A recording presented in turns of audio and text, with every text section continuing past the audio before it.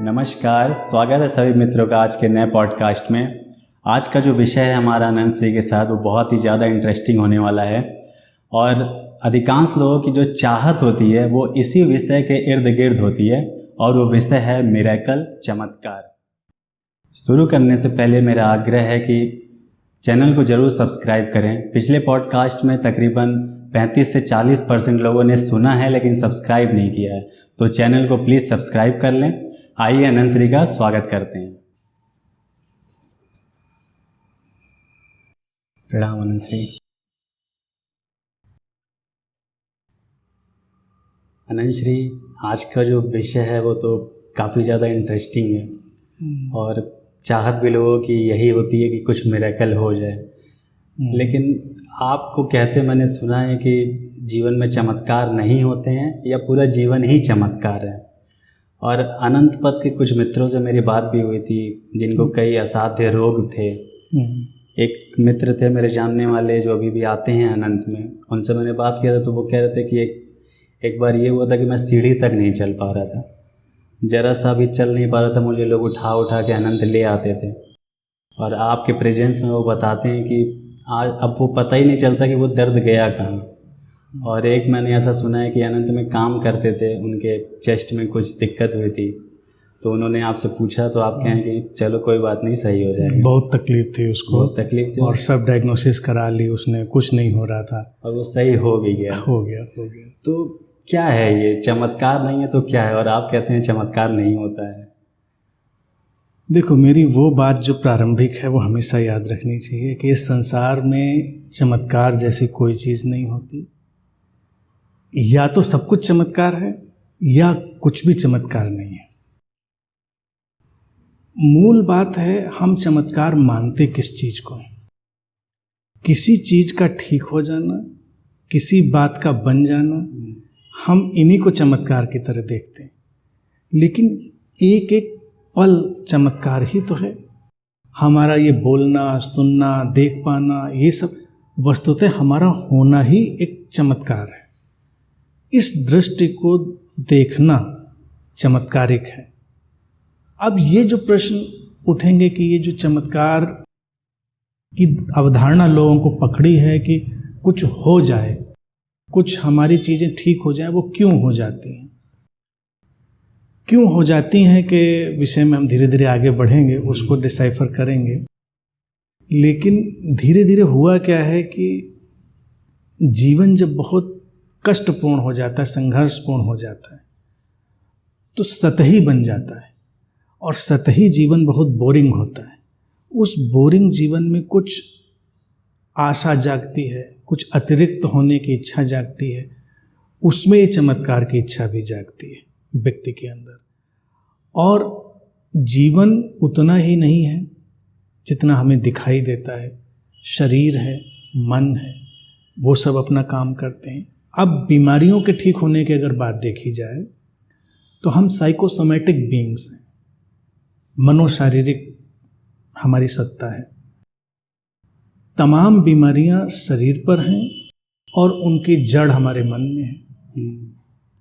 आज पूरा विज्ञान सहमत है इस बात पर कि एक बड़ी लंबी बीमारियों की श्रृंखला है जो मन पर आधारित है। और मन की बीमारियां अलग हैं अपनी जगह, लेकिन मानसिक बीमारियां भी कुछ समय के पश्चात शारीरिक बन जाती हैं।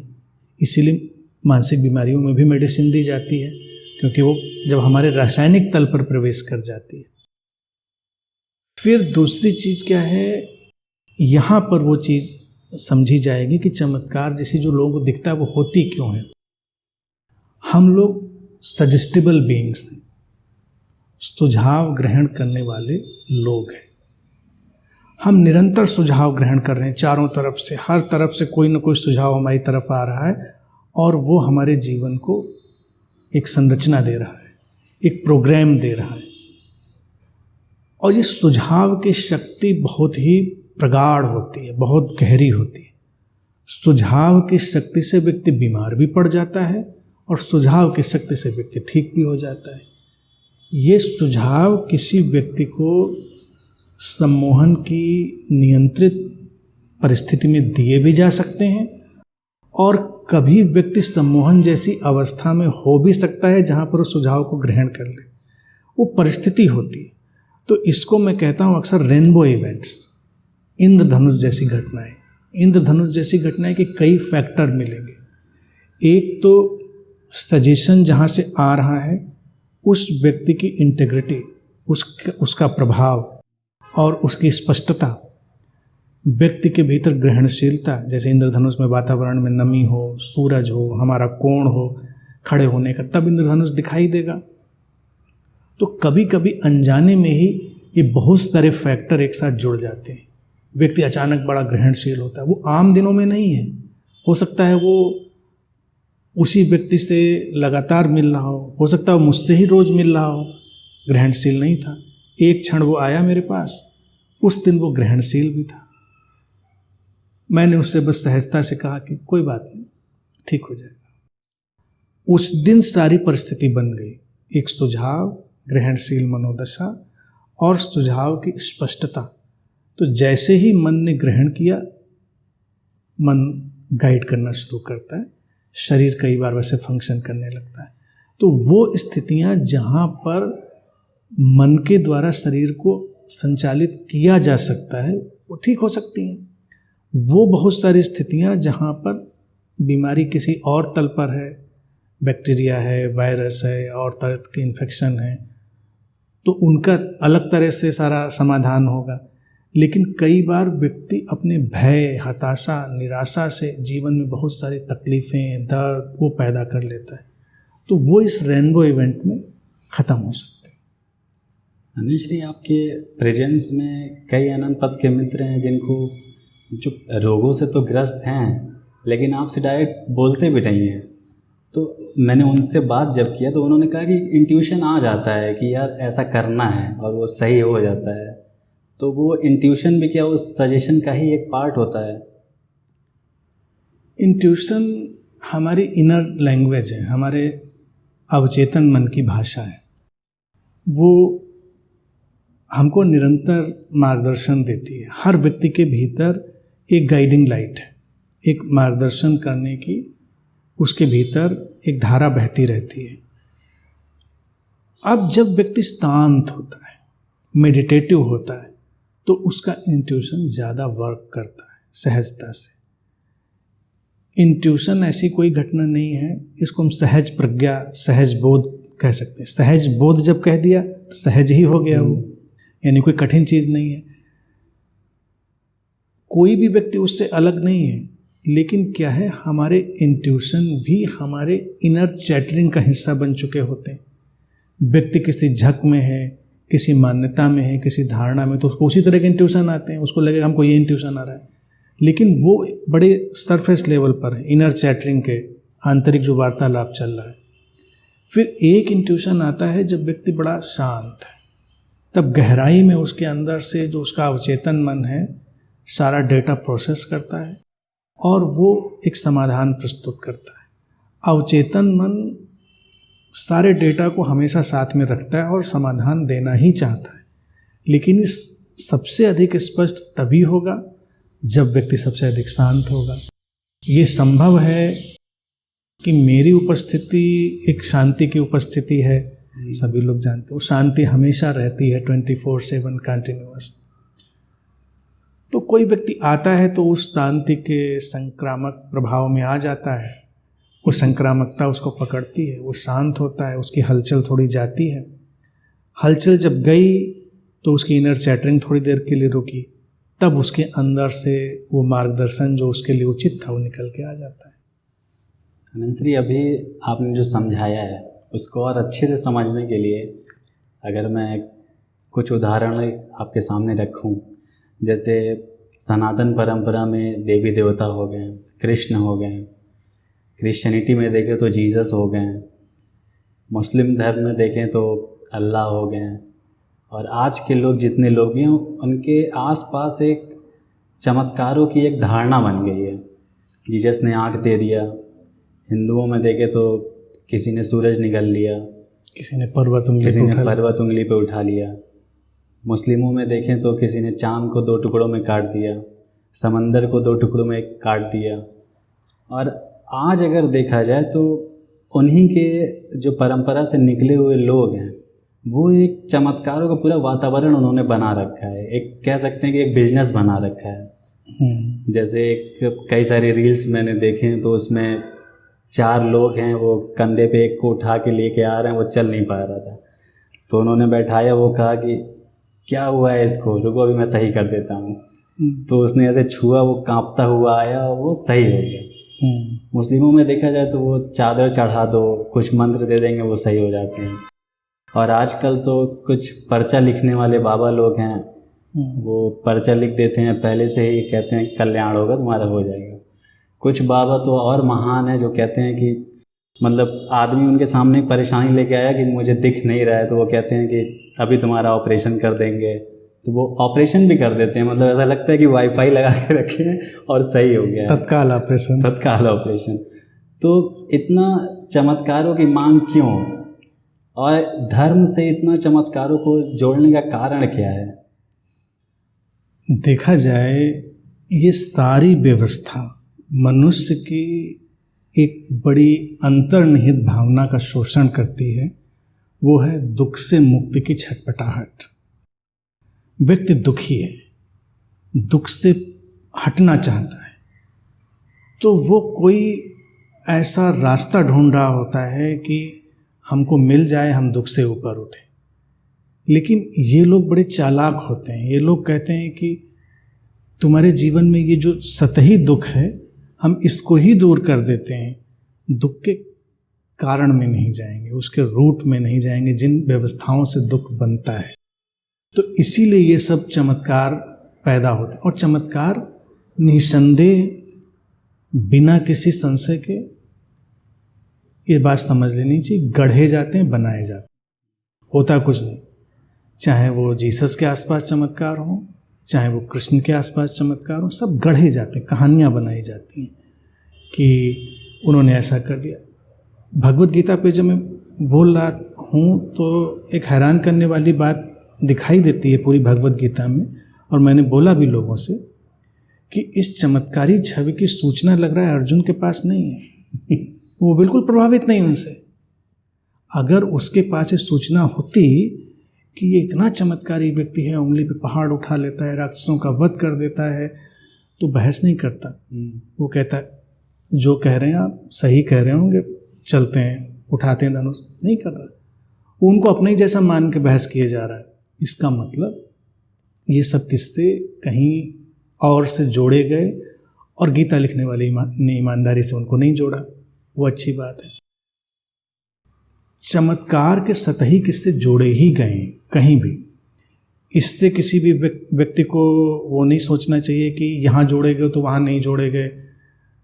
इस्लाम में वो ऐसा कर रहे हैं, क्रिश्चियनिटी में वैसा कर रहे हैं, तो सनातन में वैसा कर रहे हैं, हमारे यहाँ सही है, उनके यहाँ गलत है। सबके यहाँ गलत है, सबके यहाँ फैब्रिकेटेड है।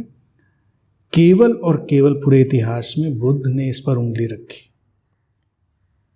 उन्होंने कहा कि जीवन में एक ही चमत्कार है, दुख से मुक्त हो जाना। और जीवन में दुख है तो दुख का कारण है, कारण में उतरो तो उसका रास्ता मिलेगा, उसके निवारण का उपाय मिलेगा। जब जीवन में से दुख हट जाएगा तो कौन परवाह करता है किसी चमत्कार की? कोई परवाह नहीं करता। आज के जो बुद्धा को मानने वाले लोग हैं, वो भी तो बुद्ध के आसपास अब चमत्कार का एक वातावरण बना दिया उन लोगों ने। बिल्कुल बना दिया है, क्योंकि बुद्ध ने जब कहा तो उनकी बात ज़्यादा जीवन थी। अब जो चीज़ें हैं वो सब एक कहानियों और किस्सों में लिपटी हुई हैं। आज के अगर बुद्ध की ही बात करें तो वो भी सब चमत्कारों में लिपटी हुई है। अभी श्रावस्ती हम लोग लेके गए थे पूरा एक बार शिविर, तो श्रावस्ती के पास में ही जाइए तो एक जगह पड़ती है ओडाझार। तो वहाँ का किस्सा वहाँ बता रहा था जो गाइड था कि ये वो जगह है जहाँ से भगवान बुद्ध सीधे स्वर्ग चले गए थे और अपनी स्वर्गीय माँ को जाकर शिक्षा दी थी। फिर कहीं किस्सा आएगा कि वो श्रीलंका में कहीं प्रकट हो गए थे, उनके पैर की छाप आज भी है। इस तरह के तमाम किस्से, क्योंकि कंपटीशन चल रहा है। तो जब प्रतियोगिता चल रही है, चमत्कारों का बाजार चल रहा है, तो कोई भी पीछे रहना नहीं चाहता। सबको अपना बाजार चलाना है, तो वो लोग जो इनका विरोध करते हैं कई बार उनके ऊपर ही उनको और चस्पा कर दिया जाता है। ये दुर्घटना है। तो इसके पीछे ये कारण क्या है? वो अटैच क्यों करते हैं इतने चमत्कारों को? लोगों को प्रभावित करना, उसी से चीज़ बिकती है। व्यक्ति देखिए चमत्कार की कि छोटी सी चीज़ में जाइए तो हर व्यक्ति चमत्कार ही ढूंढ रहा है। अब जैसे मान लीजिए हम ग्रीन टी पी रहे हैं, सामान्य रूप से ग्रीन टी कोई नहीं पिएगा कि इसका क्या फ्लेवर, किसी को अच्छा किसी को नहीं। दिन में 3 बार अगर ग्रीन टी पियोगे तो ऐसे स्लिम हो जाओगे। कोई स्लिम लड़की, कोई बड़ा अच्छी फिगर वाला लड़का जब उसका विज्ञापन करता है तो बड़े ही अपरोक्ष रूप से इससे भी चमत्कार जुड़ गया कि पिया नहीं और हम ऐसे दुबले हुए नहीं। हमने ये कोल्ड ड्रिंक है, इसको पीने के बाद तूफानी ताकत आ जाती है हमारे अंदर। कोई भी चीज़ हो, चमत्कार की एक थोड़ी मात्रा अटैच करी जाती है, क्योंकि व्यक्ति हमेशा कुछ एक्स्ट्रा चाह रहा होता है, एक्स्ट्रा माइलेज, थोड़ा एक्स्ट्रा मिल जाए। तो विज्ञापन में भी क्या होता है कि आपको कोई देखे विज्ञापन में कोई चीज़ चलती है और मार्केट वाले लोग बहुत अच्छे समझते हैं, और ये जितने संगठित धर्म, कल्ट और ये सब हैं, ये सब भी बिल्कुल बाजार के लोग हैं, तो वो भी बाजार को अच्छे से जानते हैं। इसीलिए बाजार का अपना एक रिश्ता है। पैकेट में हमको हमेशा एक्स्ट्रा देंगे, पैसा भले बढ़ा दें, कहेंगे कि इसमें 10% एक्स्ट्रा, इसमें टूथपेस्ट, ये पाउडर, ये 10% एक्स्ट्रा। आदमी कहते यही वाला लेना है, इसमें एक्स्ट्रा मिल रहा है। तो चमत्कार व्यक्ति को कुछ एक्स्ट्रा का प्रॉमिस करते हैं। जीवन तुम्हारा ऐसा चल रहा है, तुम यहाँ आओगे, तुम्हारे अंदर एक समझ आएगी, तो कहते हैं समझ का क्या करोगे? एक्स्ट्रा मिलेगा, इसमें 20% एक्स्ट्रा मिलेगा कि तमाम चीज़ें भी ठीक हो जाएंगी, तुम्हारे लोन उतर जाएंगे, तुम्हारे बीमारियाँ ठीक हो जाएंगी। और वो इस पर प्रॉमिस करते हैं क्योंकि वो जानते हैं जीवन में तो हो ही रहा है, सब कुछ हो ही रहा है। समाज की चाहतें बड़ी भ्रांत हैं। अब जैसे उदाहरण के लिए भारतीय समाज और बाहर के समाज में भी रहा ही है, लड़के की चाहत बड़ी लोगों को रही कि लड़का चाहिए। पुराने शास्त्र उठा के देखो, हमेशा वहाँ पर वर्णन पुत्र का ही होगा कि पुत्रवती हो, आशीर्वाद भी ऐसे दिए जाएंगे।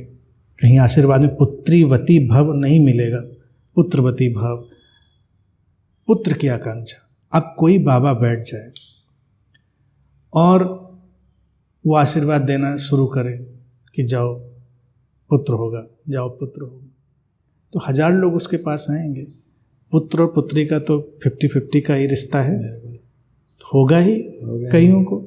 तो 1000 में से नहीं 500, बिल्कुल एग्जैक्टली 50 रहेगा तो 400 हो जाएगा, 600 हो जाएगा, डेटा इधर उधर होगा, लेकिन होगा। जिनको होगा वो कहेंगे देखिए बाबा जी ने कहा था। कई बाबा इससे भी 2 कदम आगे निकल जाते हैं। एक के बारे में मैंने सुना था, वो देखता था जब कोई आया, और अक्सर ऐसी ग्रामीण महिलाएं, और ग्रामीण को दोष क्यों दें, शहर के पढ़े लिखे लोग भी यही सब करते हैं। तो उसने देखा कि गर्भवती स्त्री है, उन्होंने कहा है तो ये लड़की, लेकिन ये एक पूजा करा लो, इसको लड़के में बदल देंगे। करा लिया उसने, ये क्रिया कर लो, ये अनुष्ठान कर लो, इसको लड़के में बदल देंगे। अब इसमें क्या 2 ही संभावना है, या तो लड़की होगी या लड़का होगा, तीसरी तो संभावना है नहीं कोई। अगर मान लो लड़की ही हो गई तो बाबा जी के पास उत्तर तैयार है, तुमने क्रिया ठीक से करी नहीं, अनुष्ठान तुमने ठीक से किया नहीं। लड़का हो गया, घर वाले भी मानेंगे, देखो बाबा जी ने चेंज कर दिया, जेंडर चेंज कर दिया। इसी तरह से जब ये चमत्कारों का आश्वासन कोई ऐसा बाबा दादी दे रहा होता है, तो चाहे वो हिले हुलैया कर रहा हो या कुछ भी कर रहा हो इस तरह का। लेकिन अनंत श्री, भीड़ देखा जाए तो ऐसे लोगों के पास भीड़ इतनी ज़्यादा होती है, तो पहली बार अगर कोई व्यक्ति देखेगा तो वो क्यों ना सच मान ले कि भाई जो पर्चा लिख रहा है उसके बाद लाखों की भीड़ बैठी है, कोई आँख का ऑपरेशन कर दे रहा है, खड़े खड़े लाखों की भीड़ बैठी है। तो इस मतलब लोग कारण भी जानना चाह रहे हैं कि नहीं जानना चाह रहे हैं, या कारण जानना नहीं चाह रहे, तो इसके पीछे वो लोग करते क्या हैं? दुखी हैं लोग, गरीबी है लोगों में, लाचारी है, इसीलिए भीड़ है। इन लोगों के अगर कोई आँख का ऑपरेशन मान लीजिए कर दे रहा है, कोई सक्षम व्यक्ति जो आँख का ऑपरेशन करा सकता है वो कराने जाता है उनके पास? नहीं, कभी नहीं जाएगा। कभी नहीं जाता। वो कोई भी ऑपरेशन कर दे रहे हैं, कैंसर ठीक कर दे रहे हैं, कोई ऐसा व्यक्ति जो हॉस्पिटल अफोर्ड कर सकता है, जा सकता है, वो अपना कैंसर ठीक कराने, तो वहाँ नहीं जा रहा, वो नहीं दिखेगा। अगर वो दिख गया तो संभावना पूरी है कि वो बाबा का एजेंट ही होगा या मैनिपुलेटेड होगा, जैसे तमाम जगहों पर तमाम केस मैनिपुलेटेड होते हैं। अब व्यक्ति हार चुका है, निराश है, इलाज करा नहीं सकता, तो उसको लगता है चांस ले लेते हैं, हो सकता है सही में कर दें। और ये लॉ ऑफ प्रोबेबिलिटी पे चलता हुआ संसार है, कुछ का हो भी सकता है, कुछ का नहीं भी हो सकता है, तो मुद्दा ख़त्म हो जाएगा। ये उसी तरह से बात चलती है। एक बार मैं विश्वविद्यालय में था, तो एक स्टूडेंट लीडर था, वो लड़कों के नंबर बढ़वाने के ठेके लेता था और सबसे लड़कों से पैसे लेता था। और एग्ज़ाम के टाइम उसके पास बड़ी भीड़ लगी रहती थी। बिल्कुल इस उदाहरण से सारी बात समझ जाओ कि भीड़ क्यों लगी रहती। मारा मारी भीड़ कमरे के आगे क्यों। अब इस बात को समझने में कोई कठिनाई नहीं होगी कि जो पढ़ने वाले बच्चे हैं वो तो कभी भीड़ लगाने नहीं जाएंगे, पढ़ाई कर रहे हो अपनी, वो नेताजी के पास नंबर बढ़वाने जाएंगे, उनको तो अपने पढ़ाई पे भरोसा है। अब नेताजी क्या करेंगे? यहाँ पर जो उत्तर है वही उत्तर बाबाओं की प्रक्रिया का उत्तर है। तो हमने एक बार उनसे पूछा, मेरी मित्रता थी उनसे, हमने कहा ये बताइए भाई साहब, सचमुच में बढ़वाते हैं नंबर? और क्या टीचर इतने उस तरह से मॉरली वीक हैं कि बढ़ा देते हैं नंबर? कौन बढ़वाता है नंबर? कुछ नहीं करते हैं। हमने फिर हर साल तो आपके यहाँ भीड़ लगती। उनने कहा इनको खुद ही भरोसा नहीं है कि पेपर कर पाएंगे ठीक से कि नहीं। कई तो इसमें पढ़ भी रहे होते हैं ठीक से, उनको भरोसा होता नहीं, आ जाते हैं ठीक, वो मानते हैं भाई साहब ने बढ़वा दिए। जिनके नहीं आते हैं ईमानदारी से उनके पैसे वापस कर देते हैं। तो ये जो प्रक्रियाएं होती हैं, चमत्कार के पीछे की भावनाएं होती हैं, व्यवस्थाएं होती हैं, उनको ऐसे बड़े अच्छे से समझा जा सकता है कि कैसे उनको लोग प्रमोट करते हैं, कैसे उनका समाधान लाते हैं। समाधान कोई नहीं लाता। जैसे वो अगर छात्र नेता पूरी ईमानदारी दिखा रहा है कि आपका काम नहीं होगा तो पैसे वापस, तो बाबा जगत में भी ऐसे तमाम लोग मिल जाएंगे कि चमत्कार नहीं हुआ तो जो हवन पूजा कराई थी उसका हम पैसा वापस कर देंगे। लेने वाले बहुत कम हैं, ज़्यादातर लोग लेने नहीं जाएंगे, कौन लेने जाएगा। इसी तरह से चाहे पर्ची निकालें, पर्ची निकाल कर भविष्य बताएं, ज़्यादातर मौक़ों पर तो यकीन मानो वो मैनिपुलेटेड ही होता है। पर्ची निकालना निकुलना उसमें अब वो कैसे मैनिपुलेट करते हैं, क्या ढंग होता है, ये सब अलग रिसर्च का विषय है। अगर मैनिपुलेटेड नहीं हो तो जब ऐसे बाबाओं को कोई तर्कशील संस्था, तर्कशील व्यक्ति बुलाता है कि आकर उसी चीज़ को परफॉर्म कर दो, तो वो भाग जाते हैं, उत्तेजित हो जाते हैं। वो कहेंगे यहीं आओ, ये जो हमारा दरबार है यहीं वो हमने जादू की सारी व्यवस्था बना रखी है। वो क्यों आग्रह करते हैं? क्योंकि वहाँ उनकी पावर है, उनके अनुयायी हैं, वहाँ आप उनको चेक नहीं कर सकते हैं, वहाँ विवाद खड़ा होगा, झगड़ा झंझट होगा, बहुत कुछ हो सकता है वहाँ पर। अगर कोई घटना है तो वो न्यूट्रल है, वो तो कहीं भी हो सकती है ना। अब अगर तुम मुझसे पूछ रहे हो, मैं इस तरह से जवाब दे रहा हूँ, तो यहाँ हो, रेगिस्तान हो, हिमालय हो, जंगल का कोना हो, जहाँ हमसे पूछोगे हम जवाब तो ऐसे ही देंगे। अगर हम ये जिद करें अनंत आओगे तो जवाब देंगे, अनंत नहीं आओगे तो जवाब नहीं देंगे। तो क्या अनंत में कोई ऐसी जादू घूम रही है? व्यक्ति ने मैनिपुलेट कर रखा है। जैसे मैजिशियन स्टेज पर उसने सब अपना सेटअप बना रखा है, तो सारा मैजिक स्टेज पे करेगा, उसको एकदम से खींच के लाओ, नहीं इधर आ जाओ, इधर यहाँ से करो, कहेगा नहीं वहाँ नहीं करेंगे।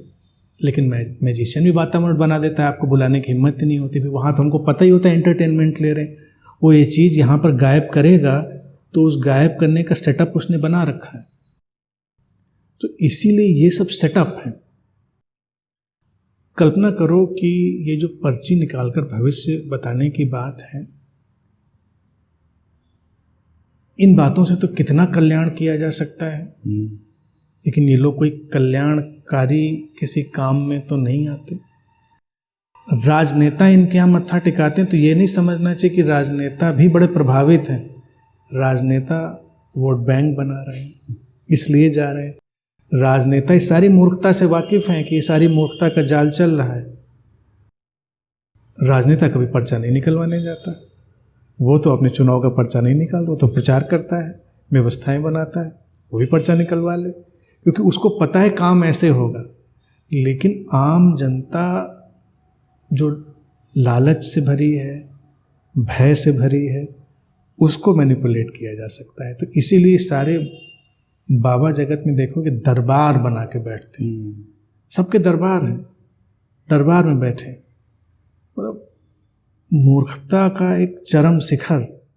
आपके आंसर से अनंत श्री एक क्वेश्चन मुझे और अराइज हुआ है कि जैसे आपने कहा कि वो लोग अपने ही दरबार में बुलाते हैं, तो भारत में ऐसे कई सारे तीर्थ बना दिए गए हैं जहाँ पे चमत्कारों का एक वातावरण गढ़ दिया गया है वहाँ पे। जैसे आजकल तो सबसे ज़्यादा फेमस हुए हैं नीम करोली बाबा जो नैनीताल में है, या वैष्णो देवी मंदिर हो गया। कई ऐसे यूट्यूब चैनल मैंने देखे हैं जो एक महाअवतार बाबा हैं, उनकी एक जहाँ वो तपस्या करते थे वो गुफा, या गुवाहाटी असम में, या गुजरात में गिरनार पहाड़ी है, वो एक ऐसे बताते हैं वहाँ समाधिस्थ हैं कई लोग, वहाँ जाने से चमत्कार होते हैं।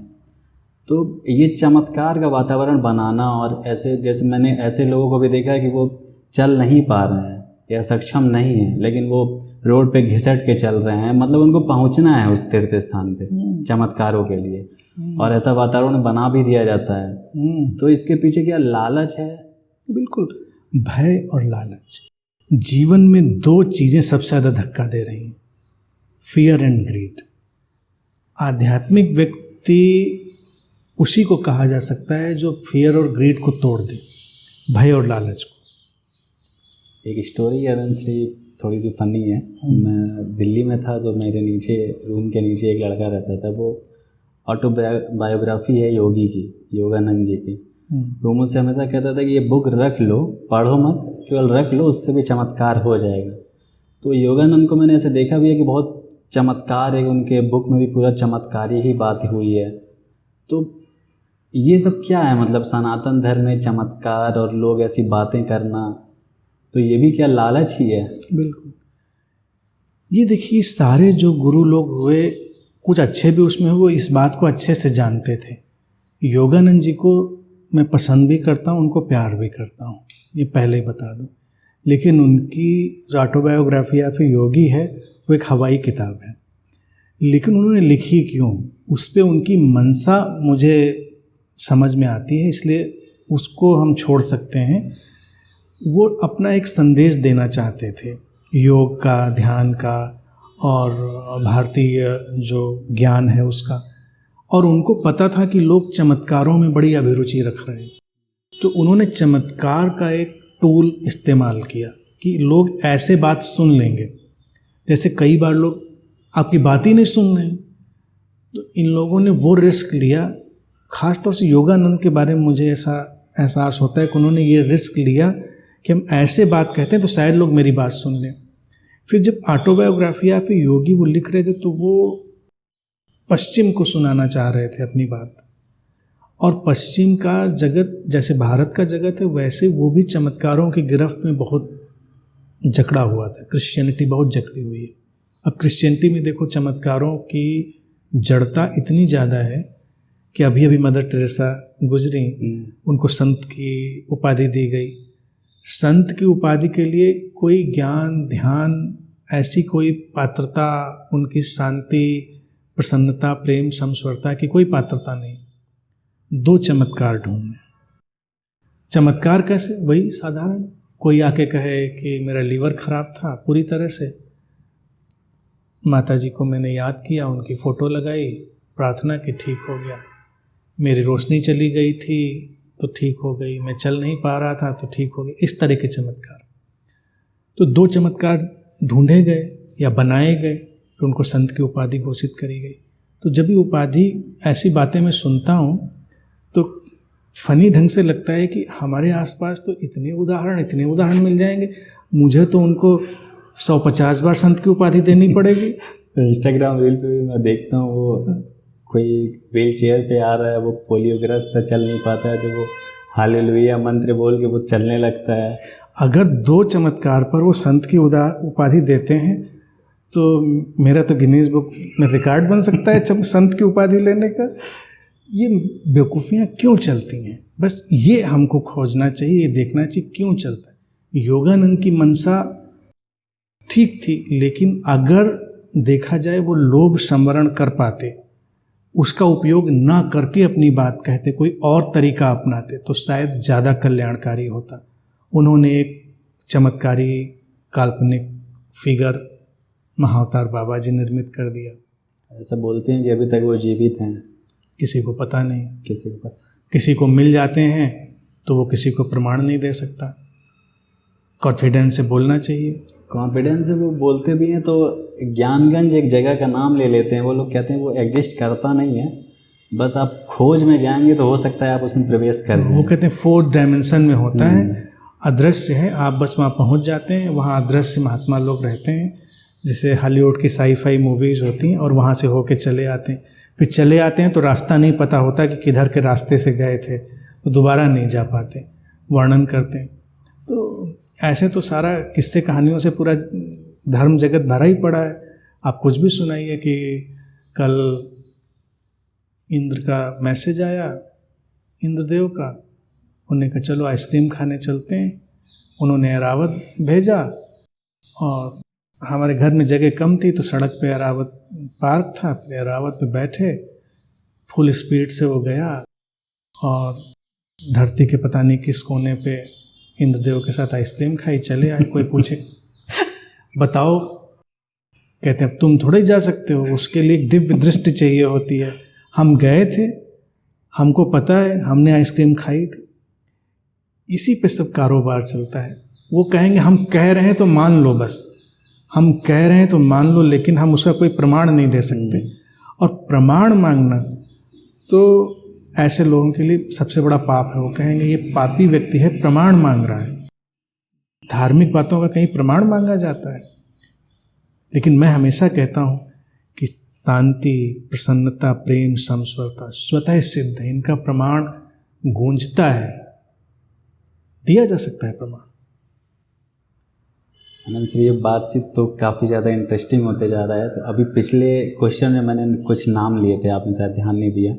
नीम करोली बाबा, शिरडी के साईं बाबा हो गए, सत्य साईं बाबा हो गए। आजकल एक बहुत बड़ा युवा वर्ग इनके पीछे जा रहा है। उनकी जो भी इच्छाएं होती हैं वो मन में रखते हैं, उनके पीछे जाते हैं। शिरडी के साईं बाबा लोग दर्शन करने जाते हैं। कुछ लोग का तो बोलना ही होता है कि मेरी मनोकामना पूर्ण हुई। ये सुन के अगला व्यक्ति भी निकल पड़ा। आजकल युवा वर्ग नीम करोली बाबा जाते हैं, उनके भी मन में कुछ इच्छाएं उनकी होती हैं। तो इसके पीछे का कारण क्या है? मतलब ये बाबा लोग मतलब प्रेजेंस में है नहीं, फिर भी मतलब बॉडी में है नहीं, फिर भी इतने फेमस हैं और लोगों के एक युवा वर्ग भी जा रहा है। ये सबसे ताजुब करने वाला बात है। इसमें एक चीज़ ये देखनी पड़ेगी कि यहाँ भी 2 वर्ग बढ़ता है। एक वर्ग है जो बहुत ही ज़्यादा स्टूपिड बाबाओं के पीछे जाता है, जिनकी चर्चा पहले करी कि वो चुटकी बजाकर ऑपरेशन कर रहे हैं, कहीं सब चीज़ें कर दे रहे हैं हाथ हिलाकर। तो उनको लगता है एक वर्ग को कि वो सब तो जाल फैला रहे हैं, वो तो अंधविश्वास फैला रहे हैं। लेकिन साईं बाबा, नीम करोली बाबा, इनके बारे में तो कोई किस्से देखे नहीं हमने, तो ये लोग ज़्यादा महान हैं। तो पढ़ा लिखा वर्ग, परीक्षाओं की तैयारियां करने वाला युवा वर्ग, वो सब इनकी तरफ जाता है। तो उसको लगता है कि ये उनसे थोड़ा एलीट क्लास है। एक बाबा हो गया नीचे वाला, उनको लगता है ये थोड़ा जमता नहीं है, लेकिन काम वो भी वही कर रहा है। लेकिन ये सारे नाम बड़े, अब नीम करोली बाबा के जगह का नाम भी बड़ा रोचक है, कैंची धाम। कैंची धाम, कैंची धाम में वो अपने जीवन पर कैंची चलाते हैं। ये काम हो रहा है। अब इनके फिनोमिना को समझना है कि कैसे कैंची चलती है इनके पीछे भागने में अपने जीवन और भविष्य पर थोड़ा और विस्तार में जाना पड़ेगा। तो अगला हम लोग जब पॉडकास्ट करेंगे तब विस्तार से इस सब मनोविज्ञान को समझने का प्रयास किया जाएगा कि क्यों कैसे। नंसरी, क्योंकि लिस्ट भी मेरे पास बहुत लंबी है। हाँ, तो इसको आराम से विस्तार से, ताकि लोगों के मन में जो संशय हैं वो पूरी तरह से उनका निवारण हो और उनको एक दिशा मिले। बिल्कुल। प्रणाम अनंतश्री। आज हमने अनंतश्री से चमत्कारों के कई पहलुओं को स्पर्श किया है, उनसे बातचीत की है। आजकल के जो बाबा लोग हैं वो कैसे अपना कार्य व्यापार करते हैं उसके प्रोसेस को समझा है। चमत्कार के पीछे एक भीड़ का हिस्सा क्यों भागता है उसको हमने समझा है। अनंतश्री चमत्कार करते हैं नहीं करते हैं उसको आज हम लोगों ने अच्छे से समझ लिया है। मैं पूरे अपने अनुभव से कह सकता हूँ कि उनकी उपस्थिति ही चमत्कारिक है। चमत्कार छोटा विषय नहीं है, उसके और पहलुओं को हम आने वाले पॉडकास्ट में अनंतश्री से बातचीत करेंगे। हमारे साथ बने रहिए, चैनल को ज़रूर सब्सक्राइब करिए, लाइक करिए, शेयर करिए। मिलते हैं अगले पॉडकास्ट में। नमस्कार।